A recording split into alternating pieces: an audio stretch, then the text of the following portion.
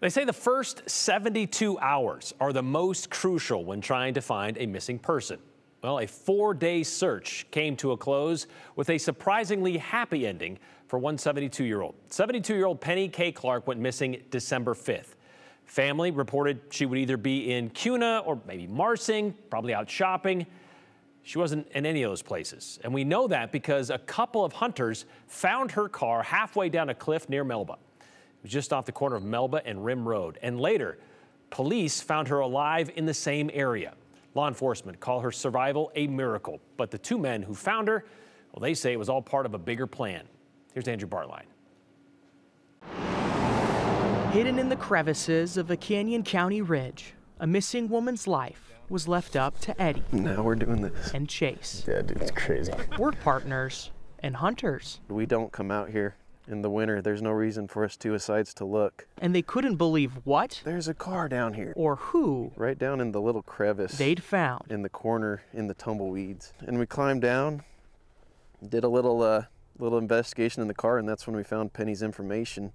I put Penny's name, Penny K. Clark, in on Facebook. And that's when it popped up.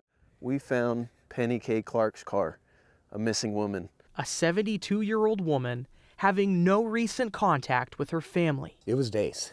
There's no question about it, it was days. Canyon County Sheriff Kieran Donahue had already been looking for Penny. No one would have looked here, really. There'd be no reason to look here. No reason to be there at all. So we were, out under those clouds, and we decided to just make a random turn and get out, come back out this way. And this is where we ended up, and it all makes sense. Eddie and Chase called 911, explaining the car, the crash, the scene. And then one of the officers looks past the car with the binoculars and sees part of her and sees her moving her extremities. You know, me and Chase were in the truck filling out reports, and one of the cops yelled, "Penny!" Good Lord, not only have we found her, she's still alive. With help from Idaho Mountain Search and Rescue, they trekked Penny off the ridge and flew her to a nearby hospital.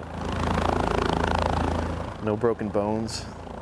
You know, she was just cold, hungry, and tired. And I can't say enough what a miracle that is, you know? In my experience, this is a less than 1% chance of surviving this. God had a different plan. Multiple agencies coordinated the rescue, but the highest-ranking law enforcement officer in the county knows where to direct praise. They're the true heroes here. They really are. They're the ones that saved this woman's life. But Eddie and Chase? They don't need the credit. I don't know. Kind of lost for words.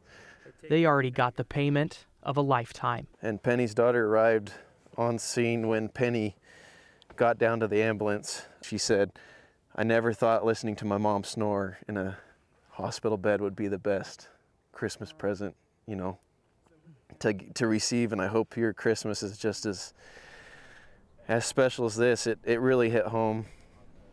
The family's asking for privacy at this time. Sheriff Donahue says the night before they found Penny, it was 22 degrees in that area. He suspects she experienced some form of hypothermia, though the details surrounding Penny right now are sparse, other than knowing largely she seems to be okay. And it's not really time to speculate, but the scene, Brian, doesn't exactly look super normal. Like the road leading up to that cliff, they call it Rim. It's on Rim Road and Melba Road. The road ends like a football field before you even get there, and then it turns to dirt, and then it's kind of a turnaround area.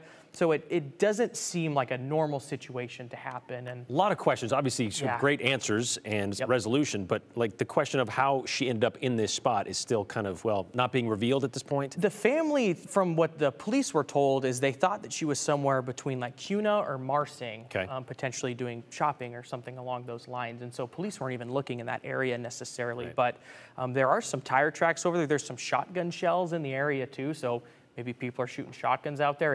It doesn't seem a place that someone would be driving that is not familiar with the area. So it's concerning, but she seems to be safe right now, which of course is a good thing. And you being out there today, cell service out there, not very good. Yeah, I believe when they called police, they had to climb out of, I don't want to call it a canyon, it's more so they climbed up the ridge, kind of went more toward the road area, and then met police out there and kind of showed them where it was.